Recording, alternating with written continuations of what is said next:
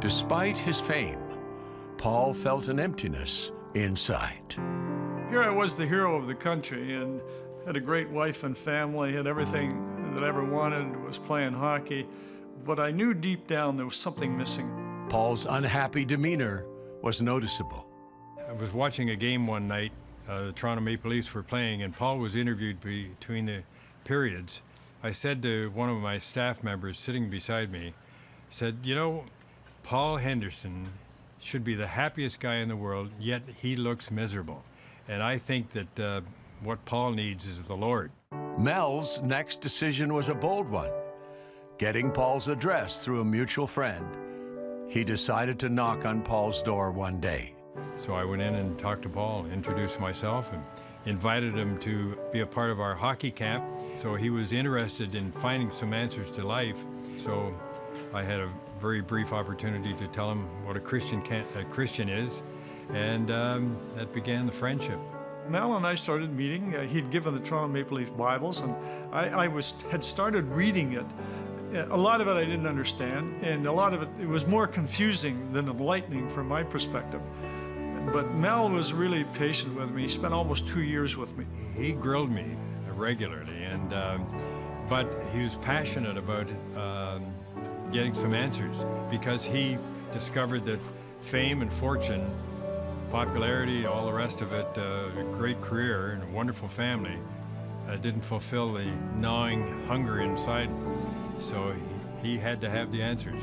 Mel had this inner quietness and peace that just discombobulated me. I could see it in his eyes, and that's what I always wanted. And so the only thing that he had that I didn't have was what he called a personal relationship with the Lord.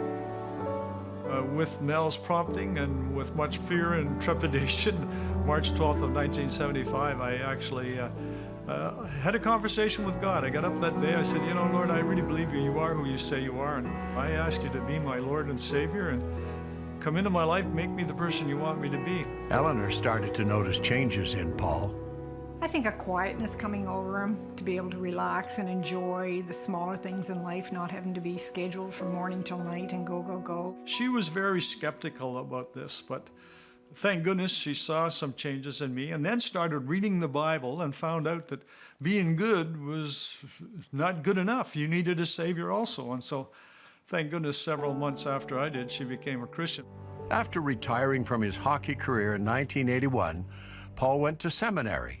After 2 years, I became convinced there was a God in heaven that loved Paul Henderson very much. In 1985, under Campus Crusade, Paul founded a unique men's organization, one that offered spiritual mentoring to business leaders. Since its humble beginning, Leader Impact Group has established over 100 leadership discovery groups across Canada and internationally. I will never be without a men's group, because it's incredible how we'll be in that group, and even a guy that's not even a Christian yet will share something, and that's exactly what I needed to hear for that day. Through building trust and lasting friendships, these groups have helped hundreds of leaders to discover the relevance of faith in their professional and personal lives.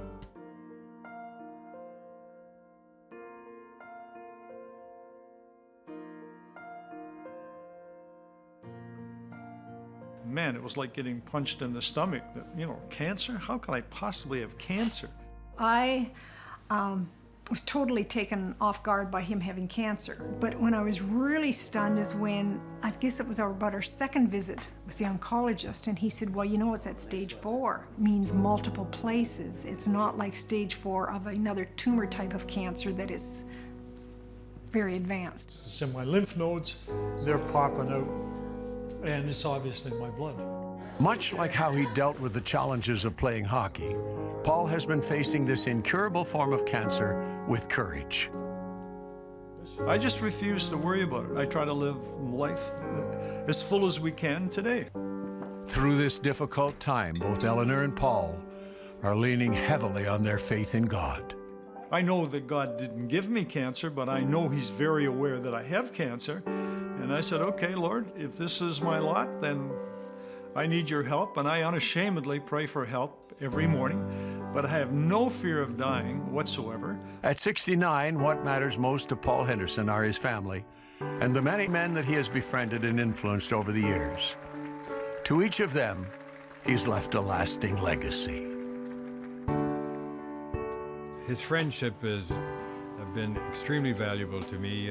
We speak often 2 or 3 times a week, and he's been my #1 encourager. He is just thankful for every day and what it brings, and he lives it to the fullest. I know I'm a better person because of Paul, and not many people get to leave that legacy when it's all said and done. Someday, if I have that same impact on my children, then I succeeded. End of story.